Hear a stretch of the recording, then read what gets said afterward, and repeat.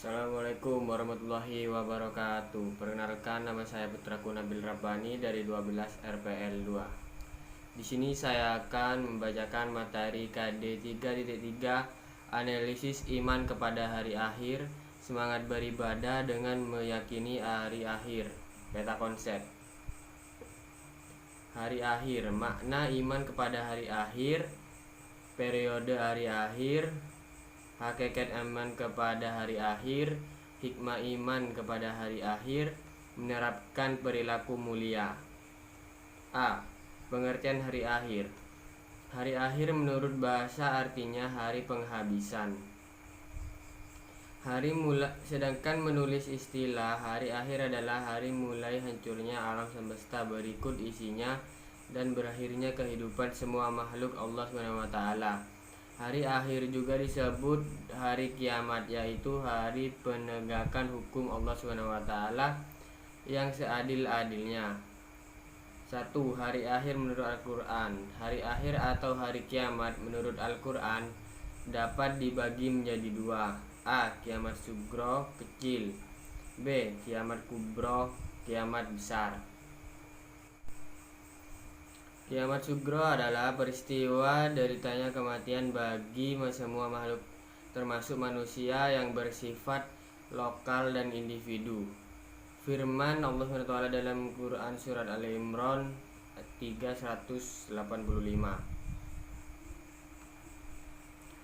Tiap-tiap yang berjiwa akan merasakan mati, dan sesungguhnya pada hari kiamat ialah disempurnakan pahalamu. Barang siapa dijauhkan dari neraka dan masukkan ke dalam surga, maka sungguh ia telah beruntung. Kehidupan dunia tidak lain hanyalah kesenangan yang memperdayakan.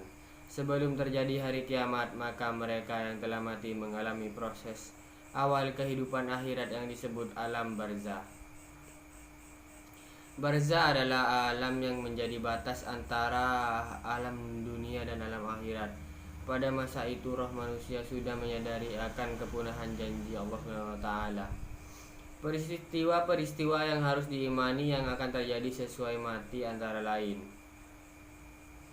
fitnah kubur, yaitu beragam pernyataan yang diajukan kepada orang meninggal tentang Tuhannya, agamanya, nabinya, imannya, kiblatnya. Siksa dan nikmat kabur. Siksa kubur diperuntukkan bagi orang yang zalim, munafik, kafir, dan musyrik.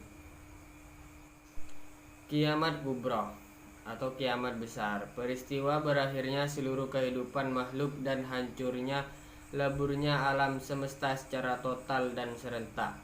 Proses terjadinya hari kiamat tersebut dijelaskan oleh Allah SWT dalam banyak ayat, diantaranya dalam Quran Surat Al-Takwir 81. Apabila matahari digulung, apabila bintang-bintang berjatuhan, dan apabila gunung-gunung dihancurkan. Dijelaskan peristiwa terjadinya kiamat dimulai dengan datangnya gempa yang sangat dahsyat. Dijelaskan keadaan manusia bagaikan anai-anai yang berterbaran dan gunung-gunung bagai bulu yang dihambur-hamburkan. Berdasarkan ayat-ayat tersebut, peristiwa kiamat merupakan kejadian yang sangat hebat, yaitu tak kala malaikat Israfil meniup sangkakala, kemudian bumi diangkat, gunung-gunung dihancurkan, dan terjadilah kerusakan hebat, sementara manusia akan kacau balau kebingungan. Hanya Allah SWT sajalah yang maha kekal. 2. Hari kiamat menurut ilmu pengetahuan. Menurut geologi, bumi terjadi dari gas yang berputar. Setelah diam, gas itu menjadi dingin. Maka gas yang berat mengendap ke bawah, yang ringan berada di atas. Melalui proses evolusi yang lama sekali, gas bagian luar mengeras menjadi batu, kerikil, pasir, dan sebagainya, sedangkan bagian tengah masih panas. Menurut teori fisika, letak matahari kita kira-kira 150 juta kilometer jauhnya dari bumi. Namun sinar matahari sampai ke bumi selama 8 menit 20 detik. Garis tengah matahari 1,4 juta kilometer dan luas permukaannya 6,616 kali 1010 km. Menurut ahli fisika, energi matahari dipancarkan ke angkasa dan sekitarnya.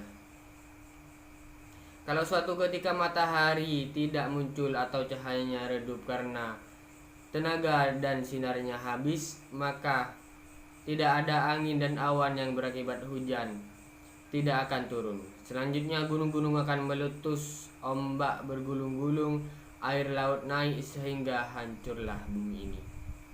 3. Bukti indrawi terjadinya hari akhir. Imam At-Tabari dan Ibnu Qasir berpendapat telah diperhatikan peristiwa-peristiwa menakjubkan di dunia sebagaimana berikut ini. A. Peristiwa pembunuhan dan permasalahkan oleh Bani Israel. B. Nabi Ibrahim dan burung-burung yang dicincangnya kemudian diletakkan di tiap-tiap bagian di atas bukit.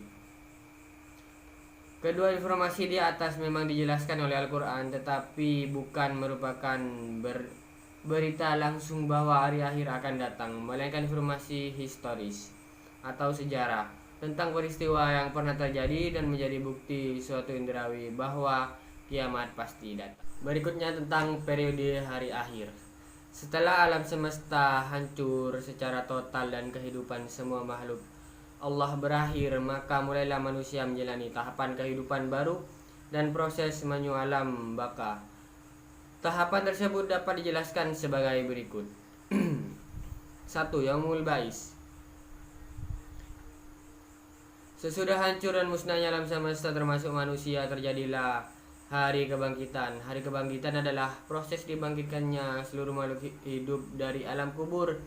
Firman Allah SWT, pada hari ketika mereka dibangkitkan Allah semuanya, lalu diberitahukannya kepada mereka apa saja yang mereka telah kerjakan, dan Allah mengumpulkan semua amal perbuatan mereka, sudah menghidupkannya, dan Allah menyaksikan atas segala sesuatu. Kedua, Yaumul Hasyr. Yaumul Hasyr yaitu hari berkumpulnya manusia setelah bangkitnya dari kuburnya masing-masing. Kemudian manusia digiring ke tempat yang luas yaitu padang mahsyar. Firman Allah SWT, dan ingatlah akan hari yang ketika itu kami perjalankan gunung-gunung dan kamu akan dapat melihat bumi itu datar, dan kami kumpulkan seluruh manusia dan tidak kami tinggalkan seseorang pun di neraka. 3. Buku catatan. Setiap manusia di alam mahsyar mempunyai buku catatan kitab perjalanan hidup yang sudah dicatat malaikat raqib dan atid. Ketika catatan ini berisi semua perbuatan dan perkataan manusia sewaktu hidup di dunia. Firman Allah SWT, dan diletakkan kitab, lalu akan kamu lihat orang-orang bersalah kelakuan terhadap apa yang tertulis di dalamnya, dan mereka berkata, wahai celaka kami, kitab apakah ini yang tidak melupakan yang kecil dan tidak pula yang besar, menjalankan ia mencatat semuanya. Mereka memperoleh di hadapan mereka apa-apa yang telah mereka kerjakan, dan Tuhanmu tidak akan mengampuninya. Sekian dari saya, kurang lebihnya mohon maaf. Wassalamualaikum warahmatullahi wabarakatuh.